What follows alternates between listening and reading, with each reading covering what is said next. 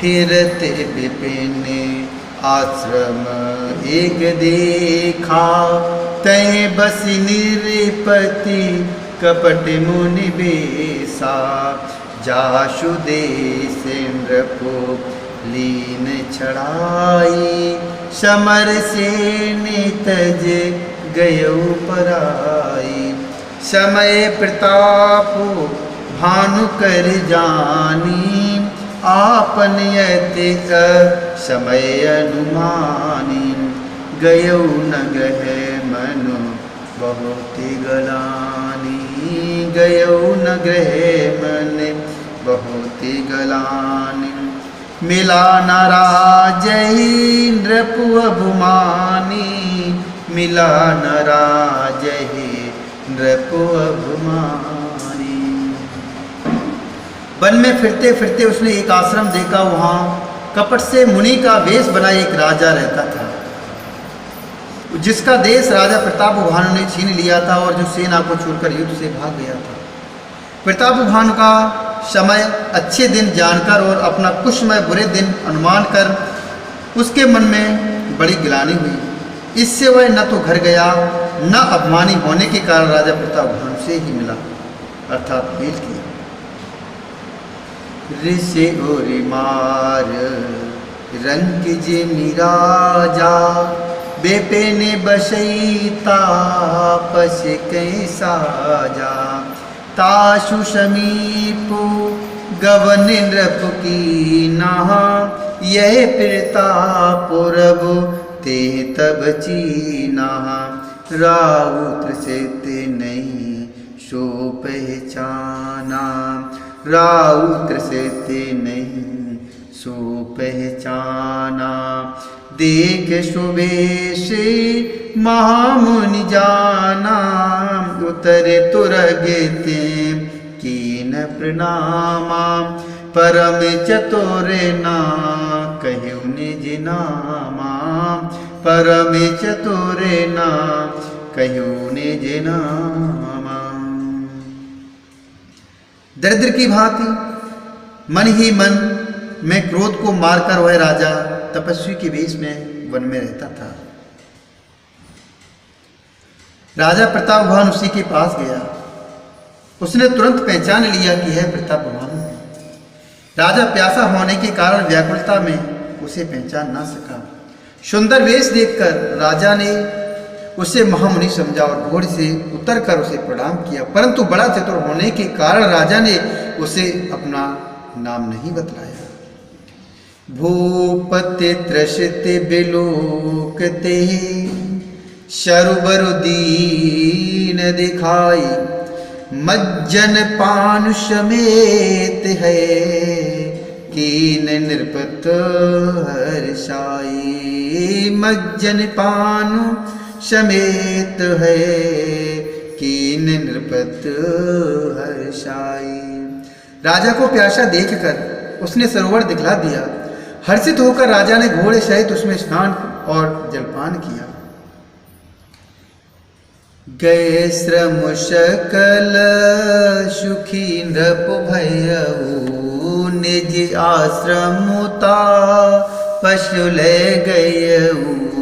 आसन दीन अस्थिर बुजानी, पुनिता पशे बोले मृदुबानी। को तुम कसेबन फिरूं अकेले, सुंदर जुबा जीव पर हेले। चक्रवर्ती के लक्षण तोरे, देखत दया लागियति मोरे। देखत दया लागियति मोरे। सारी थकावट मिट गई, राजा सुखी हो गया। तब तपस्वी उसे अपने आश्रम में ले गया और सूर्यास्त का समय जानकर उसने राजा को बैठने के लिए आसन दिया। फिर वह तपस्वी कोमल वाणी से बोला, तुम कौन हो? सुंदर युवक होकर जीवन की परवाह न करके वन में अकेले क्यों फिर रहे हो? तुम्हारे चक्रवर्ती राजा से लक्षण देखकर मुझे बड़ी दया आती है। नाम प्रताप भानु अबुनीसा, तासु सचिव में सुनहु मुनीसा। फिरत अहेरे परियु भुलाई, बड़े भाग देखूं पद आई। हम कहाँ दुर्लभ दर्श तुम्हारा, जानत हूँ कछु भले हो भल होनिहारा। कहे मुनिता तु भयो अंधियारा, जो जन सत्तर नगर हमारा। जो जन सत्तर नगरु तुम्हारा। राजा ने कहा, हे मुनीश्वर सुनिए, प्रतापभानु नाम का एक राजा है, मैं उसका मंत्री हूँ। शिकार के लिए फिरते हुए राह भूल गया हूँ। बड़े भाग से यहाँ आकर मैंने आपके चरणों के दर्शन पाए हैं। हमें आपका दर्शन दुर्लभ था, इससे जान पड़ता है कि कुछ भला होने वाला है। मुनि ने कहा, हे तात, अंधेरा हो गया है, तुम्हारा नगर यहाँ से 70 योजन पर है। निशा घोर गंभीर बन, पंथि न सुनहु सुजान। निशा घोर गंभीर बन, पंथि न सुनहु सुजान। बसौ आजु अस जान तुम, जायु हो तु बिहान। हे प्रभु जी जायु हो तु बिहान। तुलसी जैसी भवतु ब्याता, तैसी मिलई सहाय। तुलसी जैसी भवतु ब्याता, तैसी मिलई सहाय। आपनु आवई ताय पही, ताय तले जाय रे तुलसी, ताय तहाँ ले जाई। हे सुजान सुनो, घोर अंधेरी रात है, घना जंगल है, रास्ता नहीं है। ऐसा समझकर तुम आज यहीं ठहर जाओ, सवेरा होते ही चले जाना। तुलसीदास जी कहते हैं, जैसी भवित व्यता होनहार होती है, वैसी ही सहायता मिल जाती है।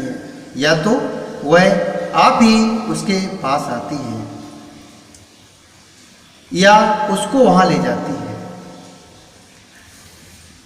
भले नाथ आयुष धर शीशा, बांधि तुरगु तरु बैठो महिषा।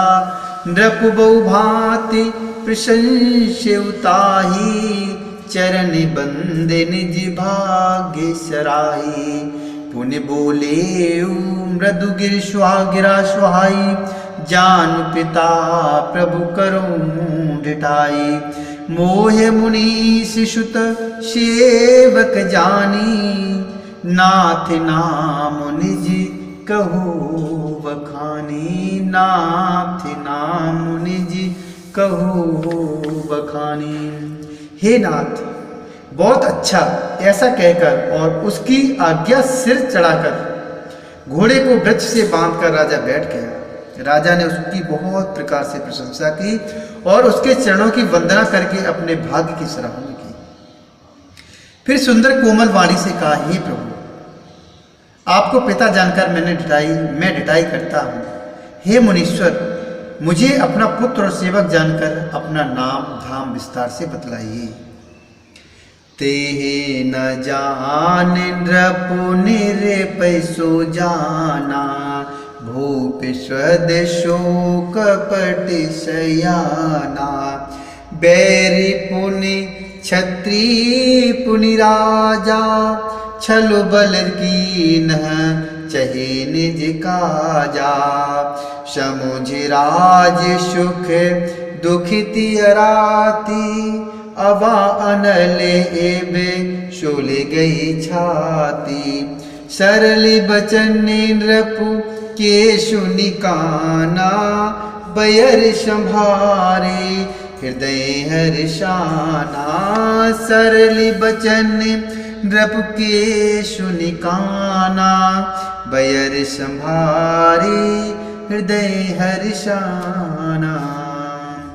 राजा ने उसको नहीं पहचाना, पर वह राजा को पहचान गया था। राजा तो शुद्ध हृदय था और वह कपट में वह कपट करने में चतुर था। एक तो वैरी, फिर जाति का क्षत्रिय, फिर राजा। वह छल बल से अपना काम बनाना चाहता था। वह शत्रु अपने राज्य सुख को समझ करके स्मरण करके दुखी था। उसकी छाती कुम्हार के आवे के अगाह आग की तरह भीतर ही भीतर सुलग रही थी।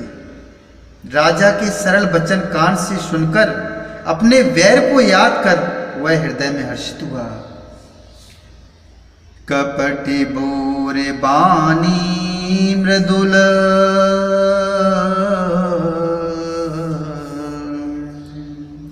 कपटी बोरे बानी मृदुल, बोले जुगत समेत, नाम हमारे भिकारी अब निर्धन रहे निकेत, नाम हमारे भिकारी अब निर्धन रहे निकेत। वह कपट में डुबोकर बड़ी युक्ति के साथ कोमल वाणी बोला, अब हमारा नाम भिखारी है, क्योंकि हम निर्धन और अनिकेत अर्थात घर द्वारहीन हैं।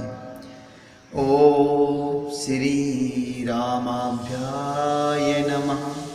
ओम श्री हरि नारायणाभ्याय